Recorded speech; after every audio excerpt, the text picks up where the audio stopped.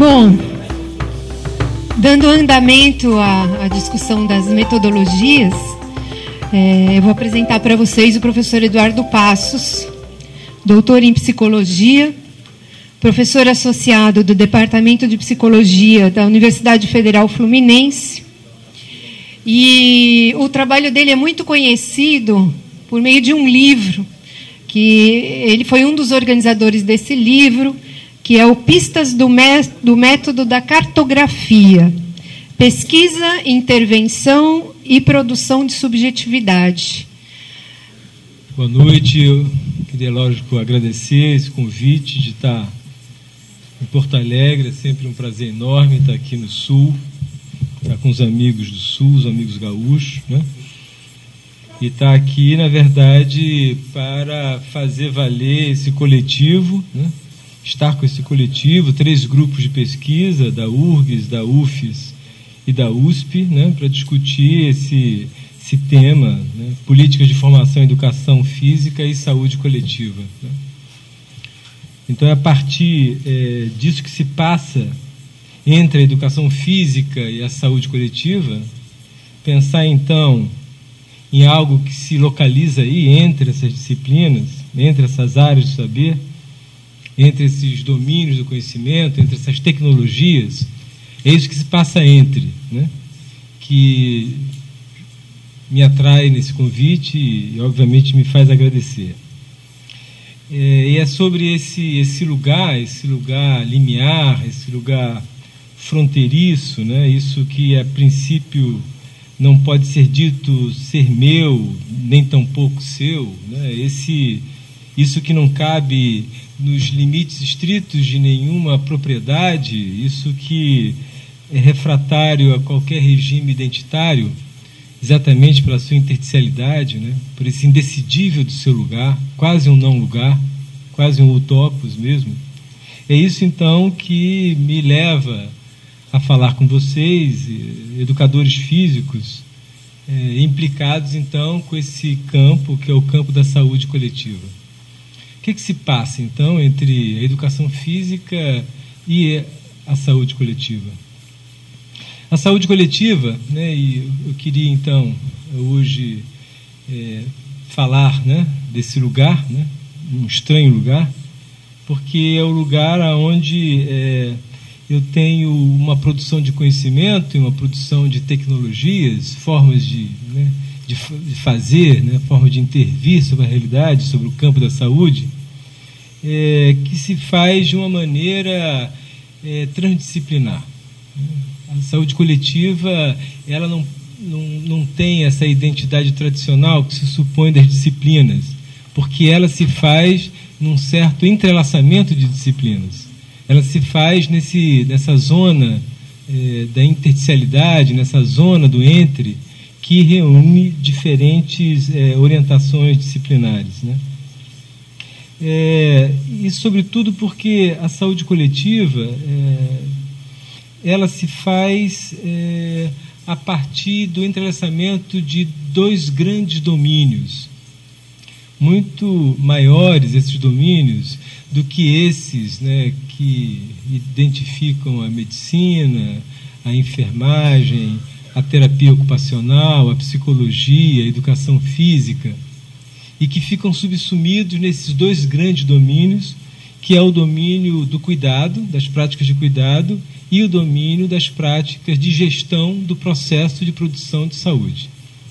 Então, esses domínios, que é o da atenção e da gestão, né, eles são domínios que ali, na saúde coletiva, por definição, se apresentam como domínios distintos, porém inseparáveis. A saúde coletiva se faz, então, a partir do entrelaçamento desses 2 grandes domínios, fazendo com que, efetivamente, aqueles outros pequenos domínios, os domínios identitários das disciplinas, esses domínios tenham que ali se haver com essa experiência fronteiriça.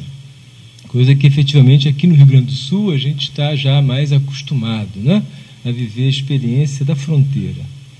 Pensar, então, nessa estranha topologia, que é a topologia da fronteira, A topologia, então, onde eu tenho coisas que são distintas, porém inseparáveis, não podem se separar.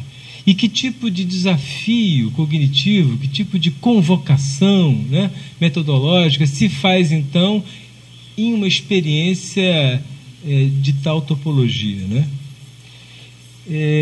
Algo se passa, então, entre a atenção e a gestão, entre o trabalho do cuidado e o trabalho de gestão do processo, né, de cuidado, do processo de atenção. Algo se passa, então, entre a clínica e a política. Vamos, então, eu vou propor, para facilitar, talvez, essa nossa conversa, definir esses dois grandes domínios que ali se entrelaçam como o domínio da clínica e da política. E pensar, então, que trata-se de um objeto, esse nosso objeto de interesse, né, marcado por um forte hibridismo, uma forte mestiçagem, coisa de fronteira, né, onde a gente tem essas misturas, experiências de mistura, inflexões híbridas, né? A pergunta, então, é uma pergunta acerca da direção metodológica. Foi assim o convite, né? Para que eu pudesse estar ajudando a conduzir esse debate acerca das direções metodológicas, né, no campo, nesse campo que se forma entre a educação física, a formação do educador físico e a saúde coletiva, ou então, vou dizer de uma maneira mais ampla, o desafio metodológico de pensar uma realidade com tal grau de transdisciplinaridade, né? Como essa, então, que se faz como própria da saúde coletiva. Qual é o sentido, então, desse coletivo que qualifica a saúde, dita saúde coletiva? E de que maneira a gente pode, nós que tivemos uma formação que é disciplinar, né? Não tivemos uma formação em saúde coletiva, nós fomos convocados, né? Sofremos, então, a convocação desse chamado para uma discussão do campo da saúde coletiva, mas tendo, por definição, uma formação que é disciplinar. Somos enfermeiros, somos médicos, somos psicólogos, somos educadores físicos, mas convocados ali para um campo que é dito, que qualifica a saúde assim, doravante dita saúde coletiva. O que é isso, né? Que coletivo é esse e que tipo de desafio metodológico tal experiência se faz sobre nós? Ela faz sobre nós, né, uma convocação que é um desafio. Eu quero, para tomar esse desafio, eu quero apresentar para vocês, né, algumas pistas do metacartografia, né? Não é bem uma metodologia, eu não vou estar apresentando, né, uma técnica, né, não vou estar apresentando um procedimento, vou fazer referência, talvez, a alguns procedimentos, mas eu estou querendo falar de um outro plano discursivo, numa outra oitava, né, que é acerca de método. O que é o método? E eu quero pensar esse método como um método cartográfico, cabendo nele diferentes técnicas, né? Por exemplo, como foi interessante a contribuição da Denise, né, apresentando um procedimento, um modo, uma ferramenta para a realização de tal desafio metodológico.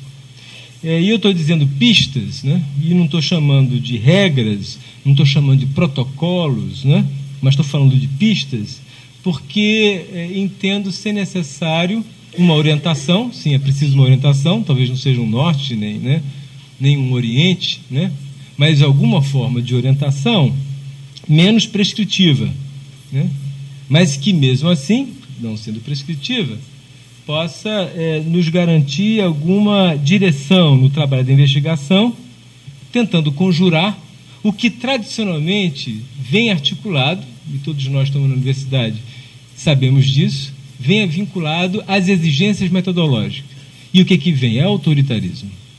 É autoritarismo no campo acadêmico, que geralmente vem ligado às ditas exigências metodológicas. Como então pensar uma aposta metodológica ou pensar uma maneira de orientar a investigação, conjurando esse autoritarismo que frequentemente vem atrelado a essa discussão que confere a ela um caráter determinista, um caráter prescritivo, que muitas vezes compromete a liberdade que a gente espera intrínseco ao ato de pensar. Eu quero falar então de pistas, né, e propondo fazer essa discussão, né, numa abordagem transdisciplinar, ou seja, nisso que se faz no trânsito entre as disciplinas, entre diferentes domínios do conhecimento, né? Daí então não está falando desse lugar específico, né, nem da psicologia, nem da clínica, nem das políticas públicas de saúde, embora seja aí o lugar privilegiado do meu trabalho, né? Na hora que eu estou fazendo, né, quando eu estou comprometido efetivamente com a prática concreta da intervenção e da produção do conhecimento, o faço vinculado a esses territórios identitários, mas entendendo que há um desafio que obriga talvez a essa outra oitava, que é a oitava que se faz numa abordagem trans, né, por entre esses domínios. Me interessa, então, estar pensando entre a clínica e a política, né, entre a clínica, a política, a filosofia, a clínica, a política, a filosofia, a arte, ou seja, e aí a gente pode aumentar esses conectivos para potencializar, levar à enésima potência essa abordagem trans, né?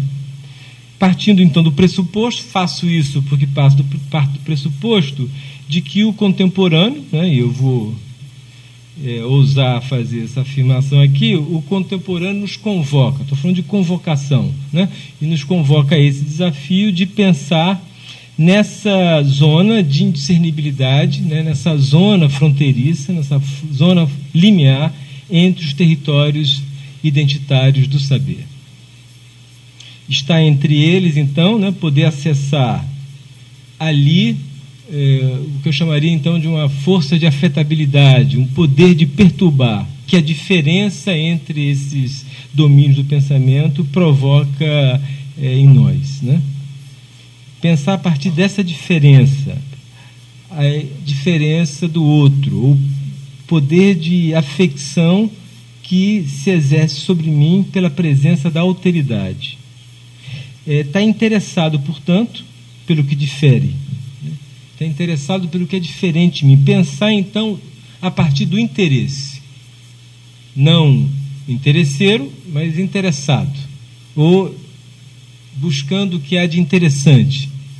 Nesse sentido mais etimológico da palavra, do interesse, né? Um estar entre, né? Um ser entre esses domínios. Ou seja, pensar, então, a partir disso que transvasa, né? Transborda, transita desses limites estritos dos territórios identitários. Nesse lugar, então, que por definição, né, não tem uma forma definitiva. Nesse lugar, então, que por definição não tem uma identidade final. Pensar, então, não como clínico, nem como educador físico, nem como político, para estar entre eles, para acessar, então, o que se haveria de comum, ou um plano comum, que se traça a partir dessa diferença. O que plano comum é esse que se pode traçar a partir da diferença? Me parece que essa é uma questão crucial na saúde coletiva, que é o que nos interessa, então, buscar como intercessor potente para pensarmos a educação física, para pensarmos a psicologia, para pensarmos, então, a enfermagem, qualquer um desses domínios do saber.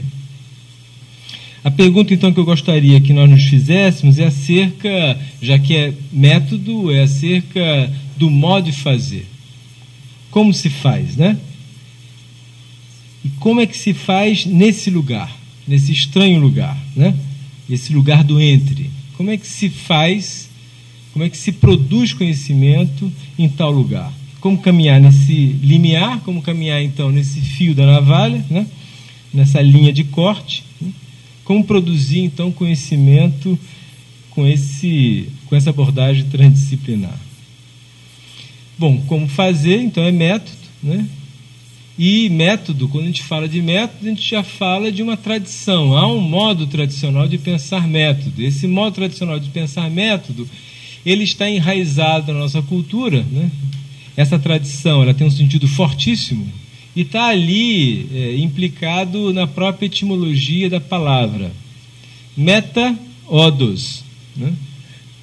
A palavra, o vocábulo português, ele deriva, então, desses dois vocábulos, né, do grego, que conjugam, então, essas palavras reunidas, elas conjugam um certo sentido.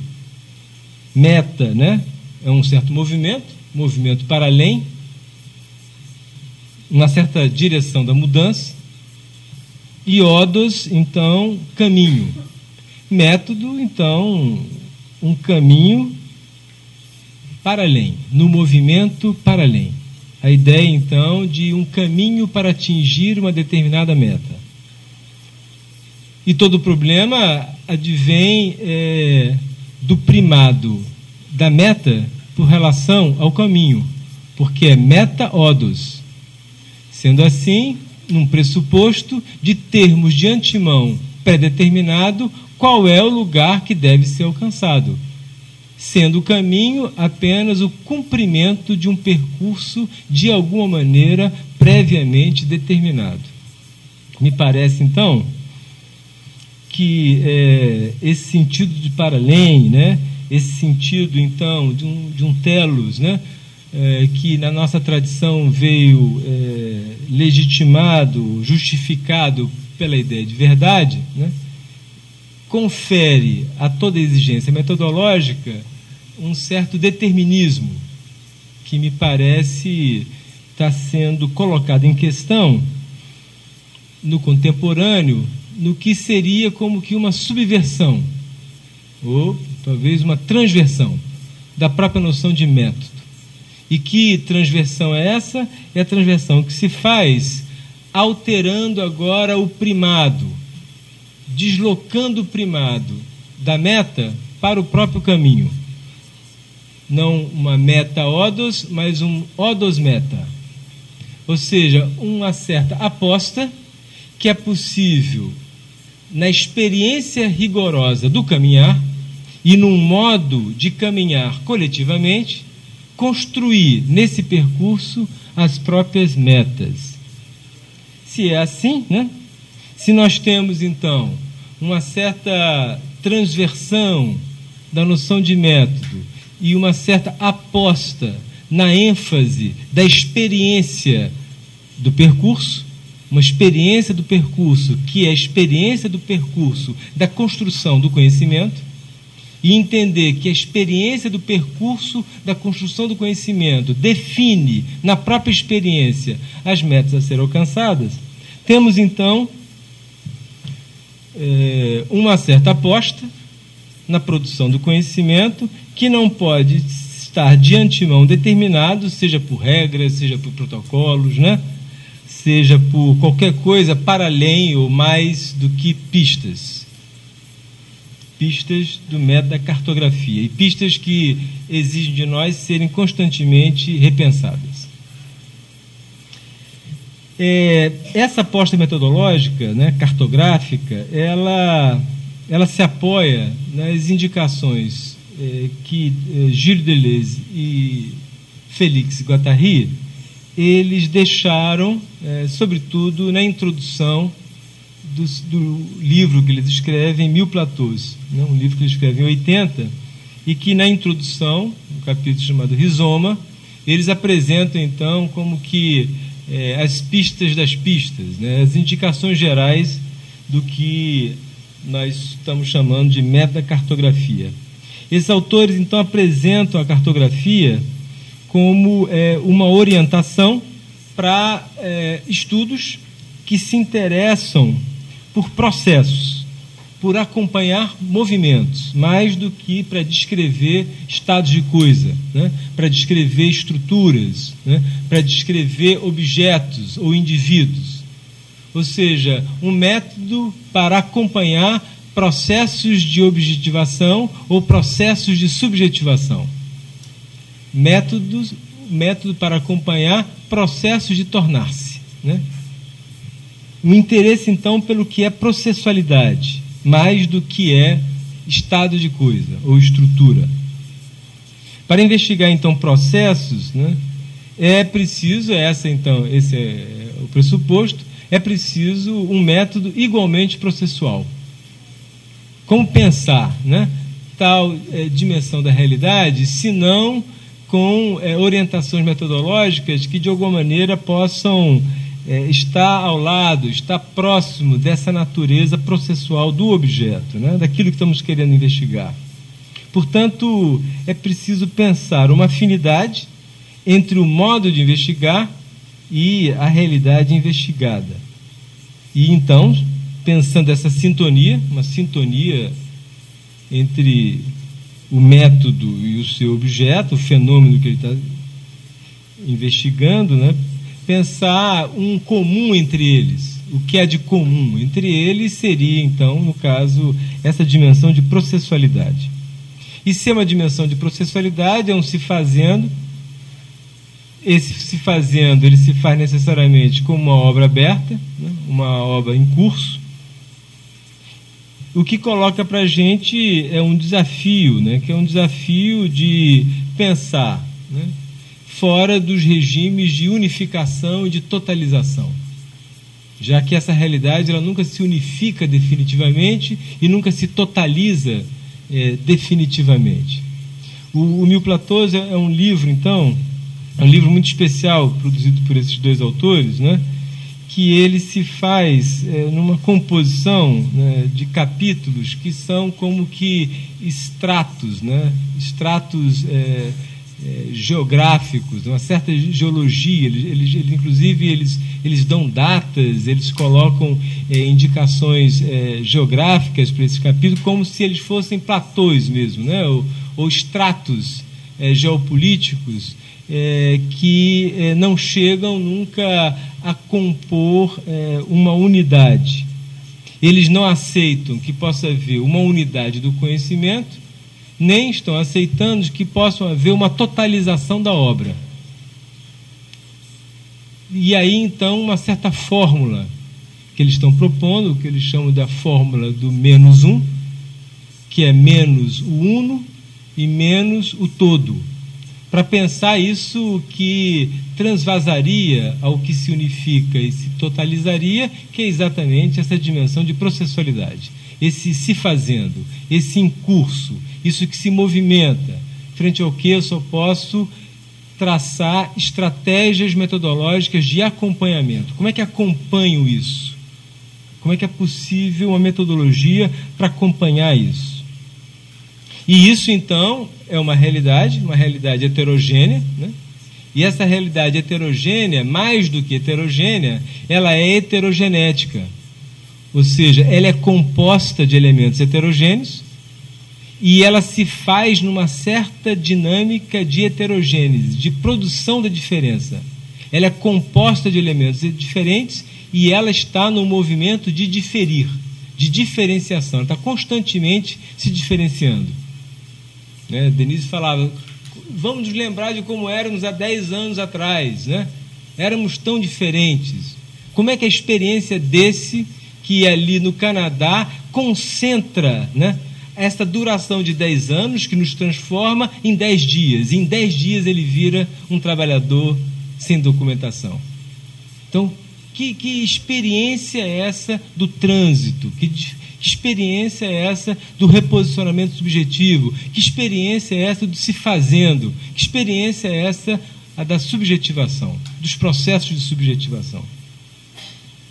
Pensamos, então, esses processos de subjetivação como processos heterogenéticos, ou seja, processos que se dão num movimento especial, que é esse movimento do diferir, do alterizar-se, do transformar-se. E entender, então, que é preciso um certo tipo de orientação metodológica para investigar uma realidade, um fenômeno de tal natureza, né? A cartografia ela se pretende isso, né? Um método para acompanhamento de percurso, né? Um método para investigar processos de produção, processo de produção em que estamos todos lançados. Esse metacartografia, então, em 80 tem a publicação do Mil Platôs, e em 82, Sueli Ronick, uma colega nossa da PUC de São Paulo, ela convida Félix Guattari para uma visita ao Brasil. E essa visita ao Brasil, ela é ocasião para uma série de palestras, de entrevistas, né, de conversas, aonde os dois, né, com intelectuais, com sindicalistas, com artistas, com clínicos, com estudantes, né, ensejaram, então, um importante exercício cartográfico que foi publicado, então, no livro Micropolítica, Cartografias do Desejo. Na sequência, a Sueli, ela publica, então, Sueli Ronick, ela publica, então, Cartografia Sentimental, aonde ela faz, né, a partir, então, do que ela toma como ilustração, que são figuras tipo do feminino, de 1950 a 1980, são as noivinhas, ela pega, né, noivinhas, né, 24 noivinhas, para pensar, então, essas modulações do capitalismo contemporâneo e certas mudanças de regime, de regimes de afetabilidade e regimes de subjetivação que estariam acoplados a essas mudanças do capitalismo. Então, Cartografia Sentimental é um outro livro, então, que na década de 80 ele começa a apresentar, né, uma estratégia, um método, né, dito cartográfico. Em 2009, então, nós publicamos aqui em Porto Alegre, pela Sulina, o Pistas do Metacartografia, Pesquisa, Intervenção e Produção de Subjetividade, onde nós propomos 8 pistas, né? A cartografia é sempre pesquisa e intervenção, ou seja, conhecer é transformar a realidade. Eu não conheço para transformar a realidade, mas eu transformo a realidade para conhecer. Esse é o grande mote da pesquisa e intervenção. Cartografia é pesquisa e intervenção. A cartografia, ela pressupõe, segundo a pista, um certo regime atencional, uma certa alteração do regime atencional do investigador. A cartografia, ela é acompanhamento de processo. Quarto, a cartografia opera com dispositivos. Quinto, a cartografia sempre traça o coletivo de forças. Ela parte das formas para acessar o plano das forças, as forças de produção da realidade. Quinto, a cartografia pressupõe uma dissolução do ponto de vista do observador. Sexto, ela sempre é uma habitação de território, só se faz cartografia por habitação de território. Toda cartografia, por fim, então, ela se faz a partir da defesa de uma certa política da narratividade, uma certa maneira de narrar. Foram 8 pistas, então. E agora, em 2013, nós estamos entregando para a Sulina o segundo volume do Pistas, Pistas 2 agora, onde a gente vai tratar também de 8 pistas, a formação do cartógrafo, a cartografia como atividade, que tipo de atividade é essa, a importância da confiança e da sintonia no método cartográfico, cartografia como a construção do comum, a cartografia e a questão do debate entre qualitativo e quantitativo, um falso problema, e a entrevista na pesquisa cartográfica, a análise dos dados, o que é fazer de análise dos dados, quando eu não estou coletando dados, eu estou colhendo dados, ou gerando dados, disse a Denise, o que é fazer análise, e por fim, então, o difícil problema da validação, a validação da pesquisa cartográfica. Então, são 8 pistas, né, que a gente espera estar complementando o debate iniciado em 2009, né, e que nos surpreendeu muito, né? Nós publicamos em 2009, já estamos na 3ª edição. Já 2 edições já esgotaram. O que indica, então, que há um interesse, um interesse compartilhado no que diz respeito a essa discussão metodológica. Falar, então, de cartografia, falar do método, falar de método, falar de um como fazer, né? E é um como fazer que não necessariamente se confunde com o que deve ser feito. Eu quero insistir nisso, né? A pergunta é como fazer, e não o que deve ser feito. Nós não estamos discutindo o que deve ser feito, né? E o que deve ser feito, ele está pautado, por exemplo, na saúde no Brasil, na saúde pública brasileira, ele está pautado a partir dos princípios do SUS. O que tem que fazer? Universalidade do acesso, integralidade do sistema de cuidado e equidade das ofertas do SUS. Isso é o que tem que fazer. Agora a pergunta é, como é que faz? Mas como é que faz? Como é que faz garantia de direitos no campo da saúde? Como é que se faz protagonismo dos trabalhadores no campo da saúde? Como é que se faz uma corresponsabilidade dos usuários do processo de produção de saúde? Isso a gente sabe que tem que ser feito. E o SUS, enquanto esse grande legado da história recente brasileira, na luta pela redemocratização institucional, no quadro sinistro dos anos de chumbo, porque a gente tem que entender que falar de saúde coletiva é falar de um movimento de insurgência, é falar de um movimento que tem entranhado nele uma reivindicação democratizante, é falar de um movimento que ganha um fôlego especial para nós na luta contra o autoritarismo de Estado nos anos de exceção. É nos anos 70 e nos anos 80 que um movimento de insurgência contra o autoritarismo se faz também no campo da saúde, porque nós fizemos insurgência no campo das artes, nós tivemos Tropicália, Cinema Novo, nós fizemos insurgência na luta armada, nós fizemos insurgência nos partidos organizados, no movimento sindical, mas fizemos insurgência também no campo da saúde, que é o movimento da reforma sanitária brasileira, e que estava lutando contra o autoritarismo. E como lutava contra o autoritarismo? Entendendo que o autoritarismo, ele é sempre a realização de uma certa fórmula do autoritário. E qual é a fórmula do autoritário? É o centripetismo.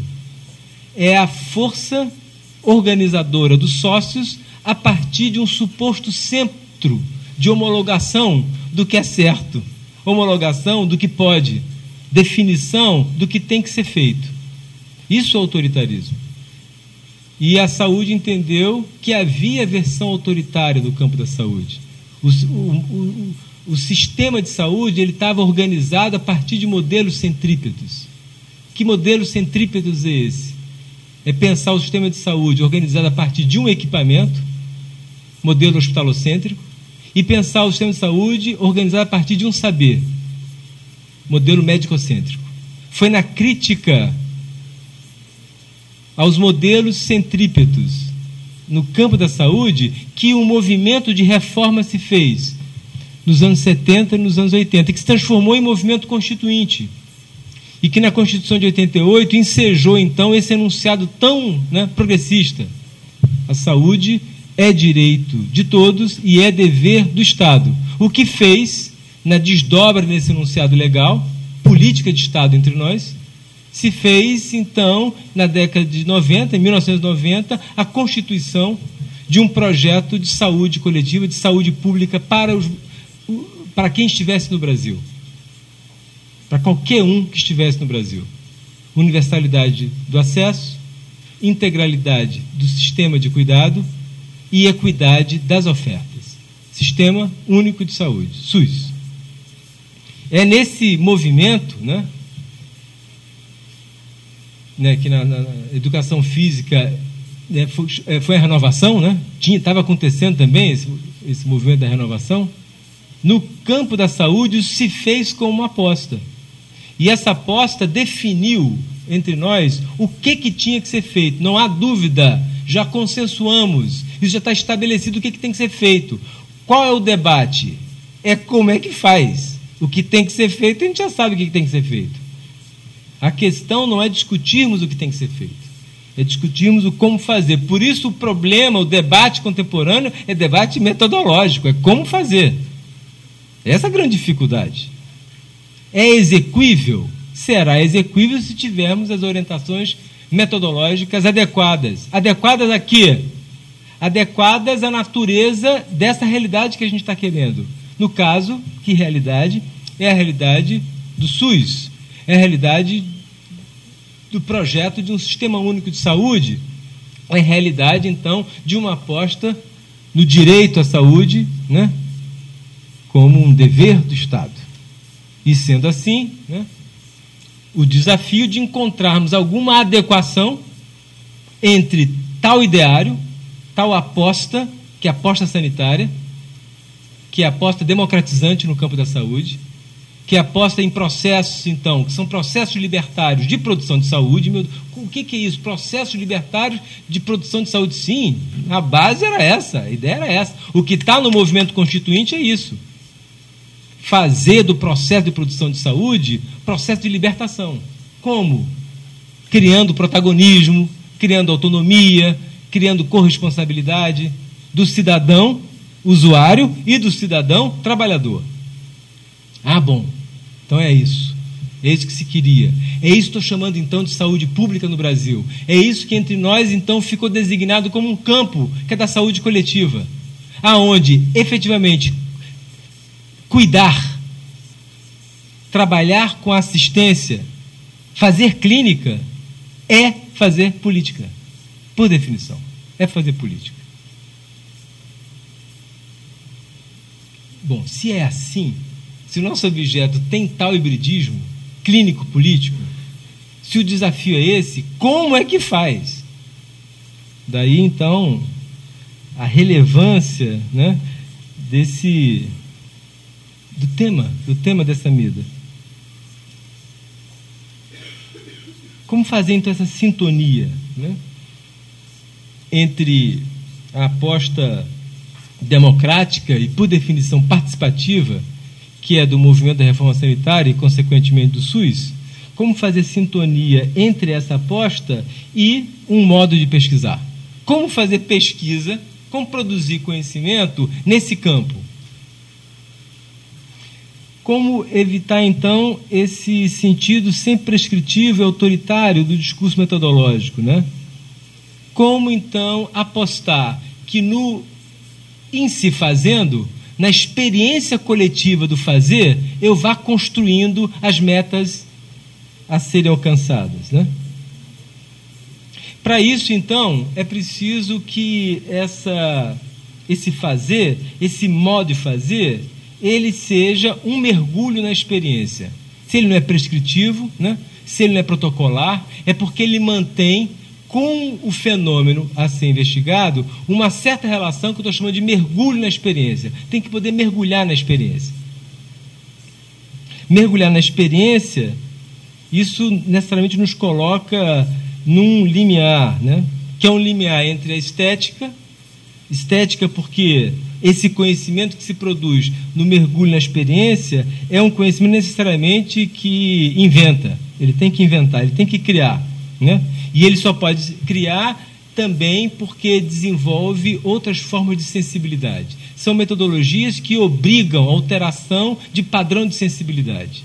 Para falar, né, do quase indizível, do não refletido, do que não teve discursividade para isso até então. Então tem que criar formas de dizer e formas de sentir. Então, efetivamente, tem uma dimensão que é estética dessa pós-metodológica. Mas é também ética. Porque, obviamente, que é criar novas formas de dizibilidade, novas formas de dizer, criar novas sensibilidades, criar novas formas de sentir, necessariamente coloca em questão as formas hegemônicas, dominantes de dizer e sentir na sociedade. Então, há uma desestabilização do que está instituído. E essa desestabilização só se faz a partir de uma certa atitude. Vamos chamar de atitude, então, essa orientação ética da pesquisa. Atitude é a palavra em português que deriva de ethos, no grego, que deriva dele a palavra ética. Então, falar de ética é falar de atitude. Que atitude é essa indispensável para colocarmos em questão nossos padrões de sensibilidade e nossos padrões de dizibilidade? mas é também, efetivamente, política, né? Porque colocar em questão essas formas de sensibilidade é fazer alteração do modo de organização da polis, é fazer reposicionamento nessa cidade. E fazer reposicionamento nessa cidade é fazer política. E, por fim, se altera o padrão de sensibilidade e de visibilidade, se me reposiciono subjetivamente numa atitude que é o etapesquisa, se isso é uma implicação com os modos de organização da urbis, da polis, da cidade, se eu estou sendo um homo político, efetivamente tem aí embutido também uma prática de cuidado. Há uma dimensão de cuidado dessa pesquisa, né? Ela é um cuidado do outro e um cuidado de si. Daí, então, um paradigma ético, estético, político e clínico, né? Que me parece indispensável para pensarmos esse desafio metodológico.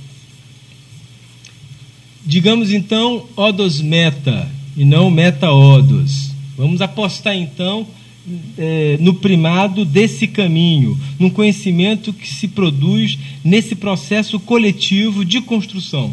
Construção de conhecimento e construção da realidade conhecida. E entender, então, que essa realidade, ela também se faz assim, como processo de construção. É entender que por essa afinidade eletiva entre o método e a realidade investigada, aceitando que ambos se apresentam na sua dimensão de processualidade, eu não tenho uma forma definitiva nem daquele que conhece, nem daquilo que é conhecido. Estamos todos comunando de uma experiência que é de processualidade. Somos todos obra aberta. Se é assim, a realidade também ela tem que ser entendida na sua dimensão processual. Como, então, produzir um conhecimento acerca dessa realidade, né? Como saber fazer, né? Questão de método. E como passar desse saber fazer para um fazer saber.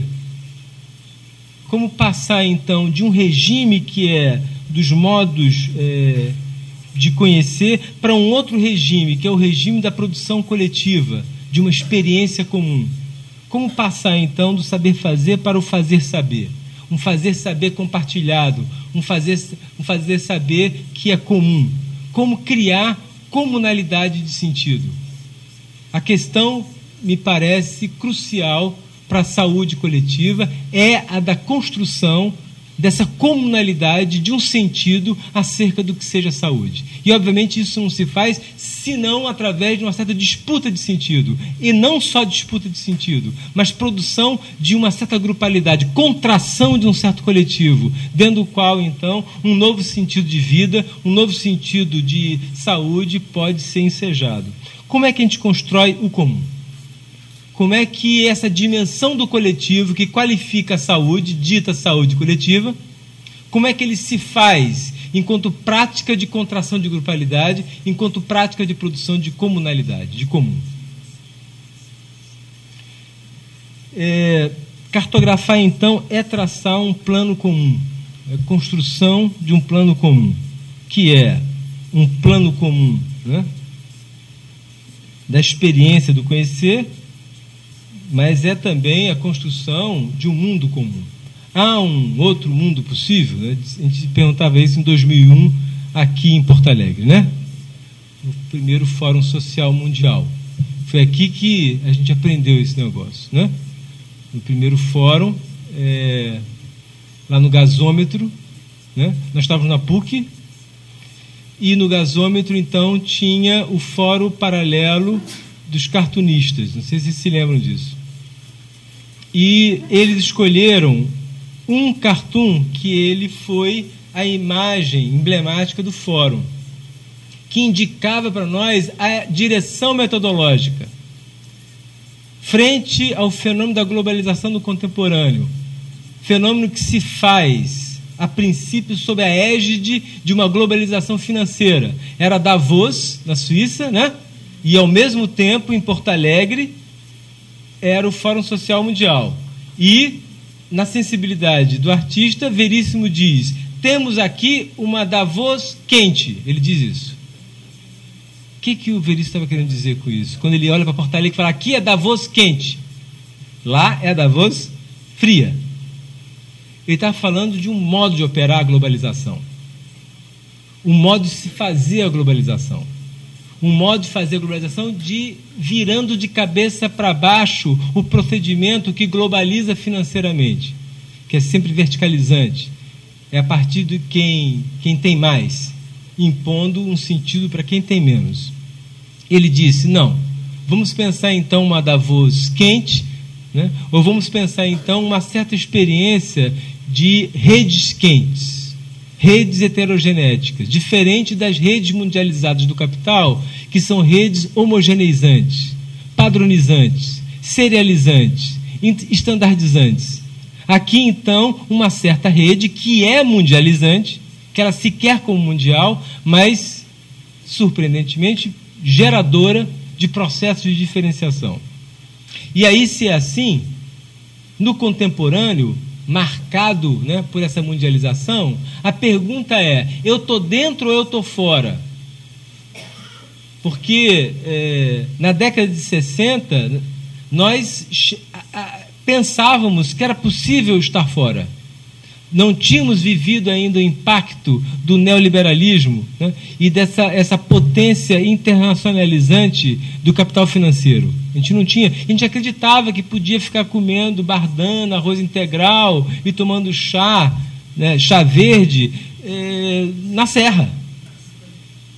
Não tinha dinheiro, a gente fazia escambo, a gente cozinhava, a gente plantava. Havia um mito da exterioridade. Havia possibilidade de um outro mundo fora desse mundo. Talvez os mais jovens nem estejam entendendo o que eu estou falando, né? Talvez não faça sentido nenhum. Mas eu quero dizer para vocês que a gente pensava assim nos anos 60. A gente acreditava nisso. Efetivamente não há mais condições. Não há condições mais geopolíticas de pensarmos a resistência e a luta a partir de uma exterioridade. O fora não mais coincide com o exterior. Se é assim, se nós estamos sob a égide da globalização, frente a essa globalização que se faz de modo frio, a pergunta é, estou dentro ou estou fora? E em Porto Alegre a gente aprendeu a responder a charada, estou fórum. Estou fórum. Não há como estar fora, senão a partir da construção de um outro sentido de coletivo. Um coletivo fórum. A questão é como esse coletivo fórum pode qualificar a saúde. Como a gente pode pensar a saúde a partir da ideia de um coletivo fórum? E qual é o método? Que método nós podemos lançar a mão para fazer valer essa aposta, que eu acredito que é a aposta da resistência biopolítica no contemporâneo? Que tem que haver, né? Pelo amor de Deus. Se não tiver uma forma de a gente resistir, né? Não sei o que vai acontecer. Eu estou entendendo, então, que a pergunta que nos interessa é essa, né? Como garantir a construção, né, desse coletivo fórum, ou, por outra, como garantir o caráter participativo nos processos de construção da realidade, ou, por outra, como garantir o caráter participativo da pesquisa em saúde coletiva. Aí a gente traz logo o particular, que é o que nos interessa, né? Como produzir o caráter participativo, caráter fórum, dos nossos processos de produção de conhecimento. No caso, na saúde coletiva.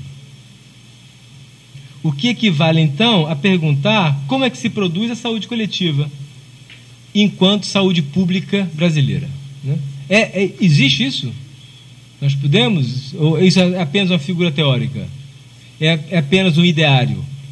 Há uma efetividade, há alguma realidade nessa aposta? Qual é o sentido dessa realidade? 5 minutos, nossa senhora. Bom,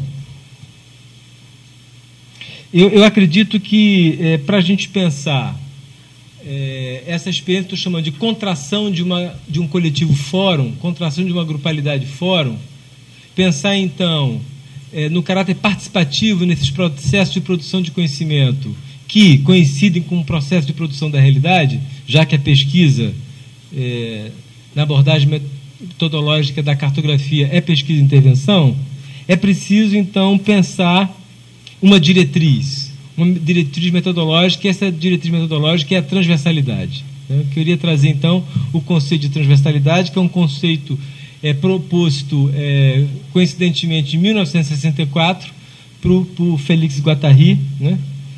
Para pensar, então, não o indivíduo, né, mas processo de individuação, não um sujeito, mas esses processos de subjetivação. E pensar esse processo de subjetivação a partir, então, a partir de uma certa operação. Uma certa operação que é a operação que fecha, uma operação que territorializa em domínios que são domínios estritos, são domínios identitários, são domínios privados, particulares, né? Essa ideia de transversalidade pressupõe, então, um certo movimento, que é um movimento de criação de uma comunalidade, ou um outro padrão comunicacional. Sendo que entre nós ainda vigora um padrão comunicacional marcado por um modo de organizar a comunicação entre os diferentes, e os diferentes eles organizam a comunicação a partir da hierarquia e da verticalidade, né? Manda quem pode e obedece quem tem juízo, e um outro eixo de organização da comunicação entre os iguais, que é o corporativismo. Ou seja, tradicionalmente, na cultura organizacional das instituições, inclusive as instituições de saúde, vigora, então, uma comunicação que é hierárquica e uma comunicação que é corporativa. Os diferentes se comunicam hierarquicamente e os iguais se comunicam corporativamente. A ideia é o traçado de um terceiro eixo, que é o eixo da diagonal, ou o eixo da transversal, que produz o embaralhamento dos códigos. Pega do eixo vertical a colocação, né, lado a lado dos diferentes. Pega do eixo horizontal essa possibilidade, então, de comunalidade. Como criar comunalidade entre os diferentes?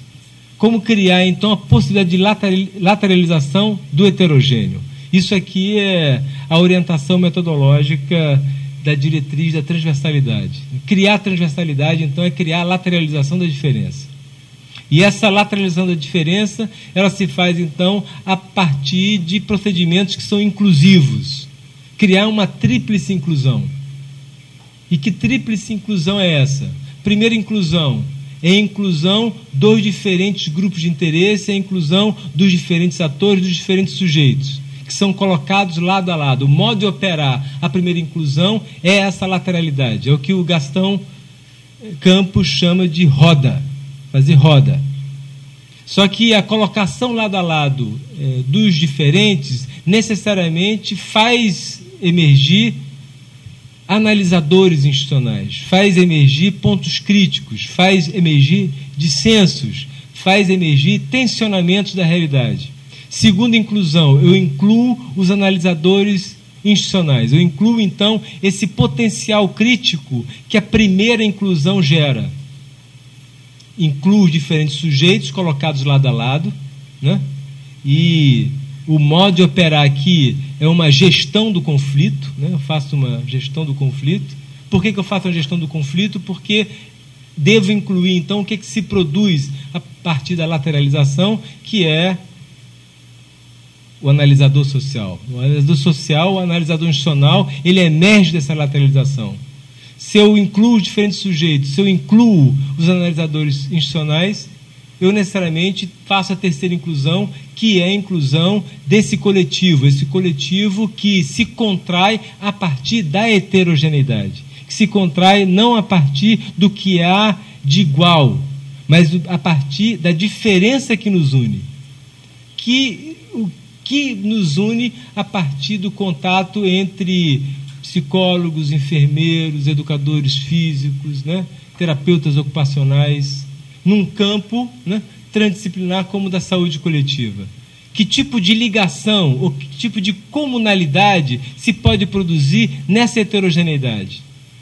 A questão que me parece crucial é, então, pensar um modo de operar, que eu estou chamando de diretriz da transversalidade, que gere a possibilidade desse plano comum heterogêneo, ou dessa contração de coletivos heterogêneos, que eles, nessa heterogeneidade, e pelo fato de comunarem, né, de comungarem, de haver, então, ali um padrão de comunicação que se faz no respeito dessa diferença, poder, então, ensejar reposicionamento subjetivo desses atores, de tal maneira que ali, né, hajam protagonistas, sujeitos autônomos e sujeitos corresponsáveis pelo processo de produção de saúde. Pensar cartograficamente é pensar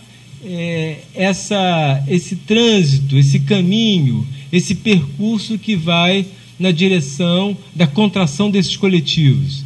Pensar cartograficamente no campo da saúde é pensar o modo como qualificamos a saúde a partir da ideia de coletivo. É pensar, então, os processos de coletivização, os processos de produção de coletivo. E ali, nesse plano coletivo, pensar, então, uma qualidade de vida que se faça, assim, de maneira mais democrática, de maneira, né, mais livre, né, de maneira a conjugar o processo de produção de saúde e o processo de produção de subjetividade. Entender que esses dois processos, eles se distinguem, mas não se separam. Valeu, obrigado, então.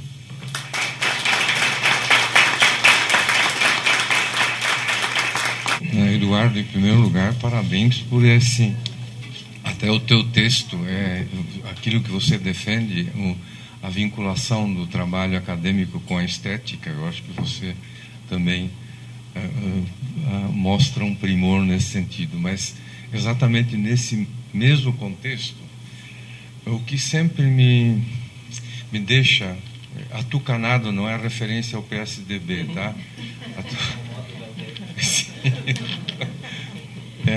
O fato de, eu não sei há quantos anos, na vida acadêmica brasileira, de repente todo mundo passa a usar a expressão produção de conhecimento, né? A gente antes não usava, acho que faz uns 20 anos para cá, e a gente aí vira produtivo, improdutivo e companhia. Usando exatamente o seu conceito de meta-odos, em que você quer privilegiar o caminho e não a meta onde chegar, não é incoerente continuar usando a expressão produção de conhecimento, já que o que está presente na expressão produção de conhecimento é exatamente o lugar em que eu quero chegar, e não o ato de você estar conhecendo como um ato que tem significado em si mesmo, né? Como uma experiência humana, que aí eu acho que está presente a ideia da experiência, e que no experimento científico fica de fora. Quando se reduz o ato de conhecer a um experimento, né, e se exclui o fato de ser uma experiência, o ato de conhecer, né, aí tem sentido falar de produção, porque produção imediatamente nos leva à fábrica. Você produz e necessariamente, até lembrando o cara que tinha uma barbinha maior que a sua, né, que exatamente vai dizer, não se pode falar de produção sem falar de consumo. Sim. Né? E me parece que está presente isso. Por exemplo, quando a gente vê uma universidade em que o mais importante do que qualquer outra coisa é você escrever o artigo, não interessa se alguém lê, né? Mas o que importa é você mostrar que é capaz de produzir, assim como a fábrica faz. E a diferença da fábrica, a fábrica, para se sustentar, precisa de consumidor. Na vida acadêmica nem precisa de consumidor. Você só produz, fica acumulando a produção, né? Mais ou menos por aí. Me incomoda a manutenção tão supina que a gente tem com a ideia de que nós temos que ser produtivos, né? Ou seja, que estabelece um sentido para o conhecimento, que é um sentido instrumental de todo o conhecimento. E você está, justamente, eu acho que você está, exatamente toda a sua fala mostra, para o meu gosto, uma razão enorme para deixar de falar de produção de conhecimento. E para falar, porque as palavras contam, infelizmente não, contam, infelizmente ou felizmente, né? E inclusive ao falar de estética, que também, de novo, na estética o que interessa não é tanto o resultado a que eu chego como criação, mas é muito mais o ato da estética está no ato de eu criar algo, de eu estar criando algo, de estar agindo. Não é claro que a vontade é dizer, está produzindo uma obra de arte, né? Não sei. E uma outra coisa, inclusive é interessante, se na experiência de vocês nunca se questionou, por exemplo, o uso do termo coletivo. Né? Que o coletivo também tem muito mais relação com a ideia de massa do que de protagonistas, não é? De, sei lá, de algo comum, né? Aqui é um pouco a implicação com esse uso que se tornou tão comum entre nós de certos termos na vida acadêmica, e outro é a ideia da inclusão. A ideia da inclusão, por exemplo, vamos fazer uma educação inclusiva. Inclusão sempre vai sugerir que aquilo que está estabelecido como meta está certo. O único problema que existe é o que eu tenho que me incluir nele. Né? E se a gente fala de uma necessidade de mudar a situação, me parece que não se pode simplesmente falar de inclusão. Não, eu vou ter que dizer que eu vou ter que mudar alguma coisa. E não simplesmente dizer eu quero me incluir no mundo como ele é. Antes havia, sei lá, inclusive aqui com a Guerra Fria, existiam os dois modelos e ninguém falava de inclusão. O termo inclusão apareceu muito mais fortemente exatamente no mundo globalizado e marcado por uma única, digamos, usar o palavrão, com toda a cautela, uma única ideologia, uma globalização, né? E aí, falar de inclusão parece que significa que há exatamente algo que está um pouco à margem. E eu tenho que me introduzir, me incluir dentro do mundo como ele já é. Né? E não quero que o mundo mude, eu quero ficar incluído dentro dele. Quer dizer, falar de inclusão nesse sentido significa uma certa renúncia a querer que algo mude, mas que permaneça, porque assim eu vou ficar mais bem acomodado e não vou ter grandes problemas de ter que brigar tanto. O único problema meu é também receber um salário maior e pronto, e basta. Primeiro que eu gostei muito da tua intervenção e eu queria comentar assim, a partir de uma certa ideia de que, bom, a gente concorda e que não há saberes universais, né, sobre a cidade, sobre a saúde das pessoas, etc. Isso do ponto de vista de uma certa crítica aí ao que se produz dentro das pesquisas mesmo, né?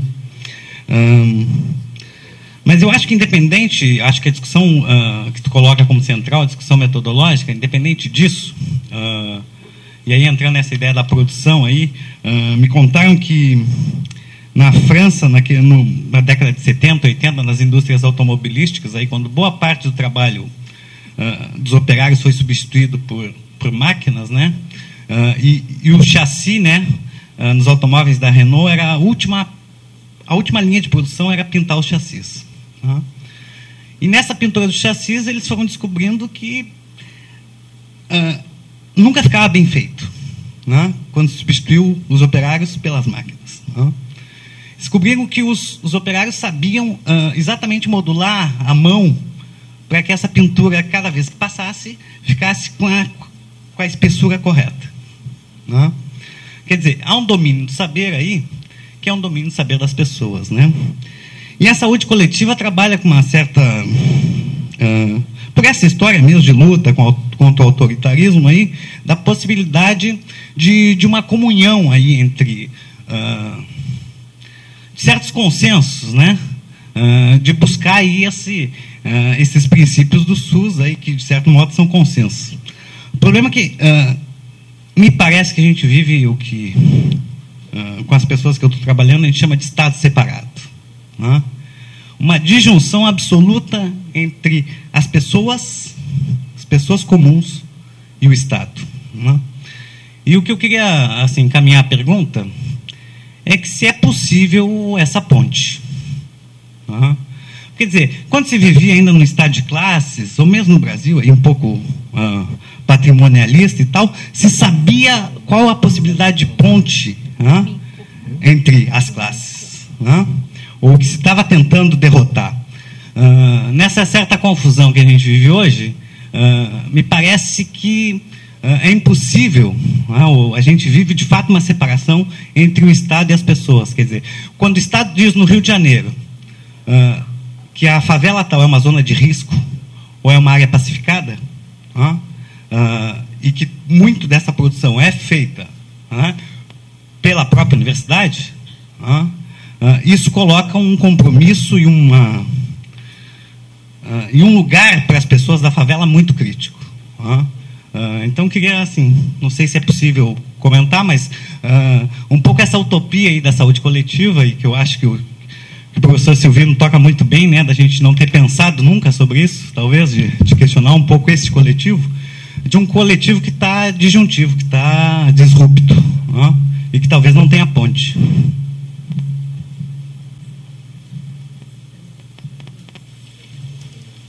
Bom, posso só fazer mais um? Eu estou implicando com certas palavras. Vamos lá. Você usa muito transdisciplinar. Isso.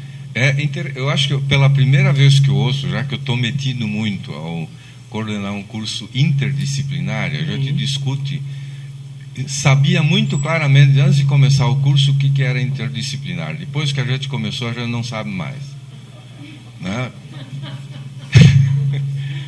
E você usa, e sempre usou na sua fala, transdisciplinar. Isso.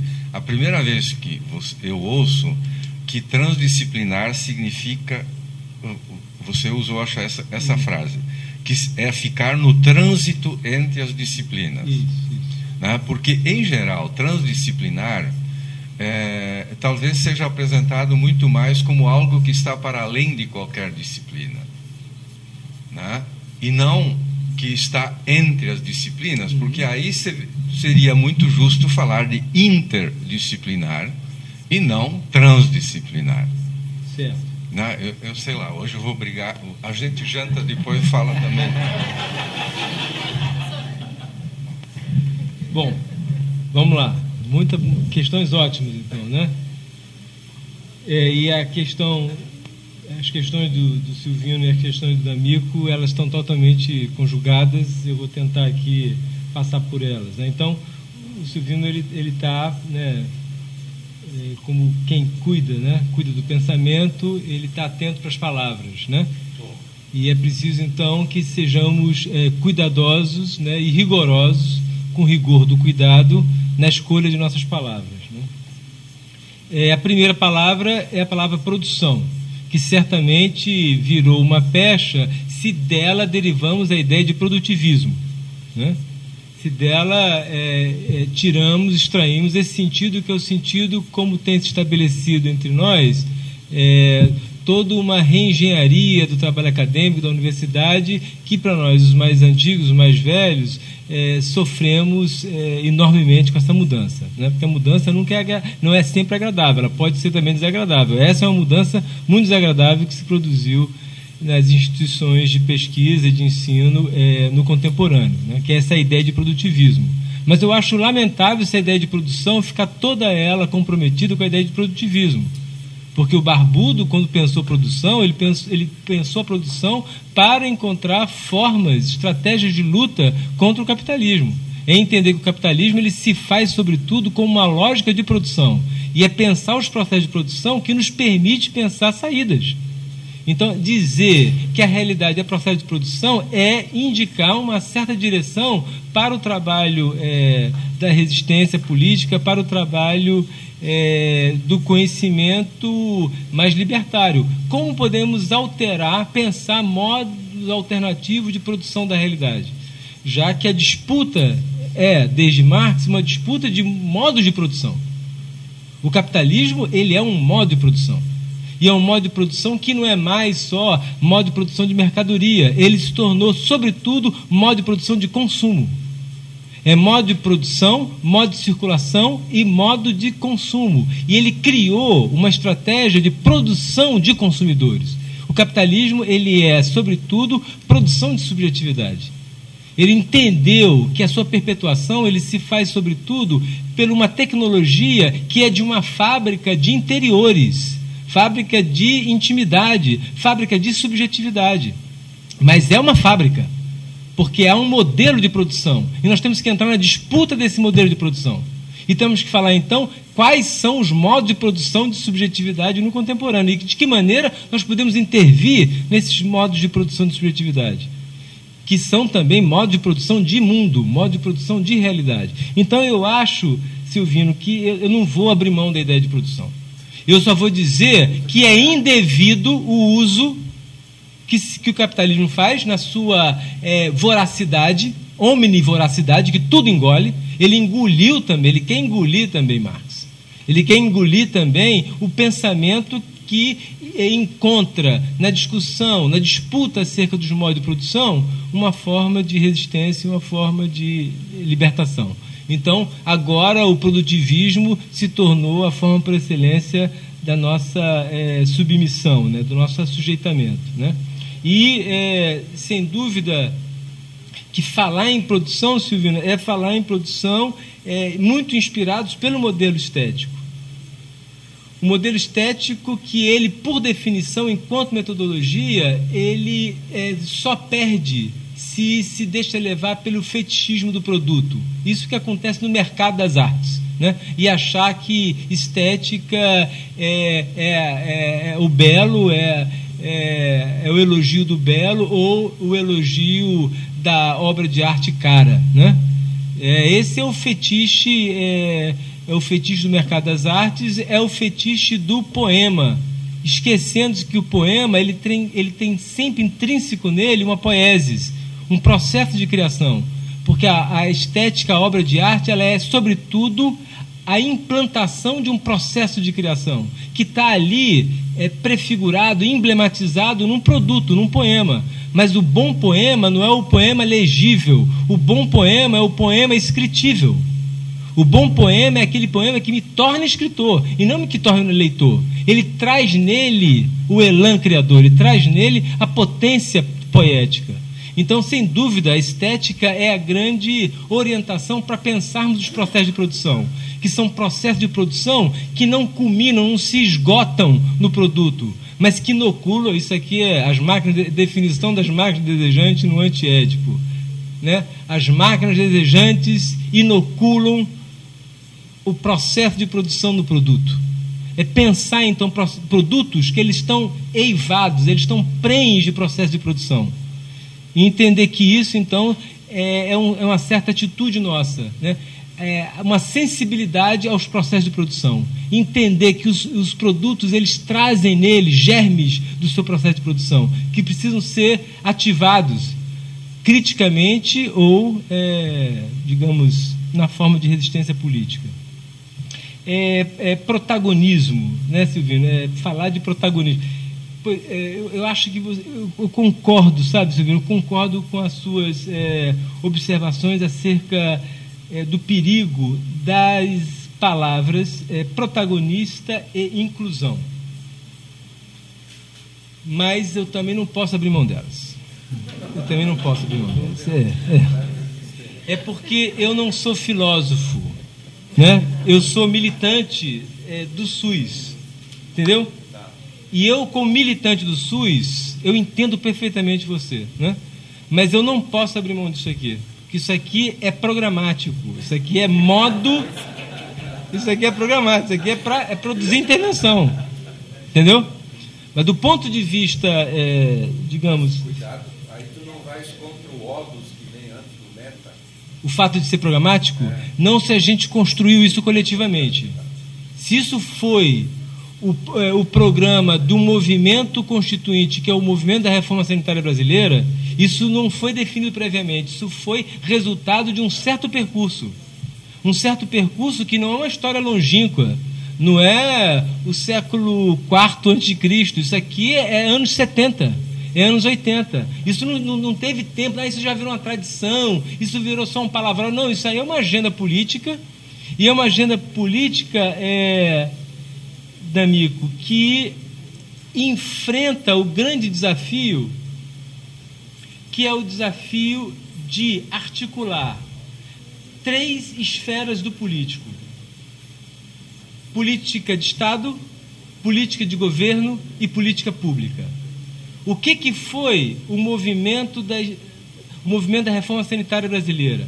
O movimento da reforma sanitária brasileira é um movimento de insurgência contra o autoritarismo no campo da saúde, é um movimento que deseja valorizar saberes menores contra a hegemonia de saberes e equipamentos maiores, saberes e poderes maiores, que estavam ali prefigurados a partir de um modo de organização do sistema de saúde, médico-cêntrico e hospitalocêntrico. Então, isso aí eram formas de saber e de poder que tinham se hegemonizado como organizadores do sistema de produção de saúde entre nós, no Brasil. Quando o autoritarismo de Estado, né, ele acabou com as instituições democráticas, né, no campo da saúde nós ficamos muito sensíveis ao autoritarismo. E foi necessário, então, fazer uma aposta, que era uma aposta que ia acompanhando esses movimentos, que são os movimentos desses grupos insurgentes, que eram os trabalhadores, né, da saúde, os trabalhadores, o movimento dos trabalhadores de saúde mental, por exemplo, né, ou o movimento dos usuários, a luta antimanicomial, né, o movimento pela autonomia dos diabéticos, né, dos hipertensos, reivindicações de grupos minoritários, que estava ali querendo ter algum tipo de participação na definição das políticas de saúde no país. E houve, então, as conferências, começamos a fazer conferências, e essas conferências elas foram catalisadoras de grupalidades, de grupos que eram grupos que, na sua condição menor, encontravam uma certa potência política do minoritário, e começaram a falar, e houve repercussão daquilo. E isso declanchou, acionou um processo que eu estou chamando de processo instituinte, o processo instituinte de uma saúde coletiva, uma saúde pública brasileira, que coincidiu com um processo constituinte.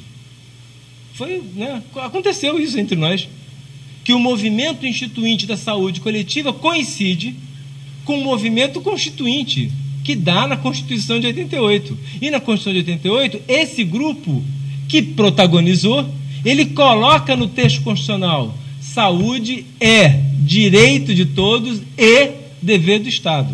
E não é só para quem tem papel, não. Para quem tem documento, não. Não é só para quem é brasileiro, porque até então era só trabalhador. Tinha que ter carteira de trabalho. Se não tivesse carteira de trabalho, morria na rua, porque não entrava nos hospitais públicos, né? Ia para os filantrópicos. Não, a partir de 88, qualquer humano que estiver em território nacional, se ficar doente, a rigor, de direito, ele pode acessar os equipamentos de saúde públicos. Quando isso vai para a Constituição de 88, saúde é direito de todos, dever do Estado, e esse enunciado legal pega a ideia de todo e desdobra a ideia de todo. Primeira desdobra da ideia de todo: a saúde é direito de todos, né? Essa ideia de todo, a primeira desdobra dela é a ideia, é o princípio da universalidade. que significa o quê? Todos têm direito aos bens de saúde. Saúde não é valor de troca, saúde é valor de uso. É para ser usado, não é para ser trocado, não é para ganhar dinheiro com isso. Isso é o ideário, é o que estava orientando a galera naquele momento. Ela tem que ter valor de uso e não valor de troca. Educação e saúde tem que ser valor de uso. Ou seja, o Estado tem que garantir a possibilidade do acesso universal a esses bens. Todo virou universalidade de acesso. Acesso a quê? Acesso à saúde. O que é saúde? Segundo sentido de todo, integralidade. É a integralidade do sistema de saúde. Porque tem embutido aqui um alargamento do conceito de saúde, que até então era o quê? Remissão de sintoma. O que é saúde? Tirar sintoma. Era assim que se pensava a saúde até o SUS. Nesse momento, eu penso que saúde é assistência, ela é prevenção e ela é promoção. Eu ampliei, eu criei uma integralidade do sentido de saúde. Então, é todo universalidade de acesso, é todo uma certa ideia que é perigosa, é muito perigosa, que é a ideia de integralidade, né? Fica muito próxima da biopolítica, né? Então, é um desafio enorme que a gente tem que enfrentar, mas que num cenário geopolítico brasileiro, por enquanto, a gente não tem como abrir mão disso. Não tem como abrir mão disso. Então, é o todo a universalidade, é o todo a integralidade, e a integralidade de quê? De um sistema de saúde. E que sistema de saúde? É um conjunto de ofertas, ofertamentos de bens de saúde. E o que é ofertamento? Todos têm direito à saúde, significa que todos têm direito à cesariana? Não. Não. Todas as mulheres têm direito à cesariana? Não. Todas as mulheres que precisarem terão direito à cesariana. E a gente vai mudar essa relação 70-30%. 70% de brasileiros nascendo de cesárea, 30% nascendo de parto normal e natural. Não, tem que trocar, porque vai ter cesárea, não todos, mas apenas os que têm necessidade. Terceiro princípio da equidade, né? Tem mais oferta quem tem mais necessidade, quem tem menos necessidade tem menos oferta. São 3 princípios do SUS: universalidade, equidade e integralidade. Esses princípios, eles estão instituídos na Carta Magna. Eles são, portanto, texto legal da nação brasileira. Isso significa que ele constitui uma certa dimensão da política, que é política de Estado. O que é política de Estado? É aquilo que não mexe, né? Até que haja uma reforma constituinte, um outro movimento constituinte, o que está ali é o que não pode mexer. Então, a ideia de universalidade, integralidade e equidade, isso é texto constitucional. Isso está calcado na Constituição Brasileira de 88. Isso constitui uma certa dimensão que eu estou chamando de política de Estado. E o que caracteriza a política de Estado? O que caracteriza ela é, primeiro, é o fato de ser texto legal. Portanto, é uma abstração. Ela é uma abstração, é um texto legal, mas que tem muita estabilidade, que é a estabilidade do que é constitucional, é o que não mexe. Como é que a gente se organiza enquanto nação? Eu tenho uma política de Estado, que ela é composta de enunciados legais, que são abstratos, e que tem muita estabilidade, porque é lei. E eu tenho, no rodiziamento característico da democracia representativa, de 4 em 4 anos, uma equipe que vai pegar essa orientação legal e vai transformá-la em modos de operar. Eu tenho equipes de governo. De 4 em 4 anos se constitui uma equipe de governo, que ela é caracterizada o quê? Pelo concreto, são experiências mais concretas, porém de grande instabilidade. É a instabilidade própria do jogo político partidário, que não é só a instabilidade do rodiziamento de 4 em 4 anos, mas instabilidade intrínseca à política de governo.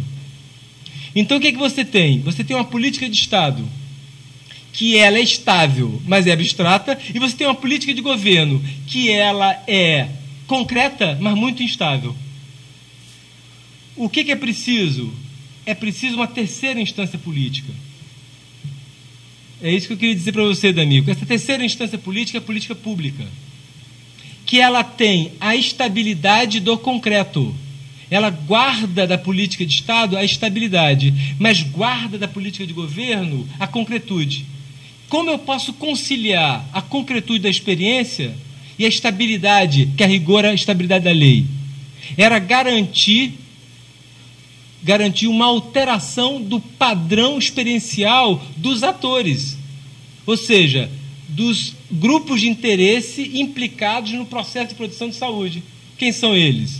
Os usuários, os trabalhadores e os gestores. Se eu consigo produzir um reposicionamento subjetivo desses atores, eu faço encarnar, né, uma certa orientação, um certo ideário na prática concreta. Isso nós chamamos de política pública, é fazer política pública. E aí, D'Amico, eu acho que política pública é a ponte. Se eu achar, D'Amico, que não tem mais ponte, eu não sei o que vai ser.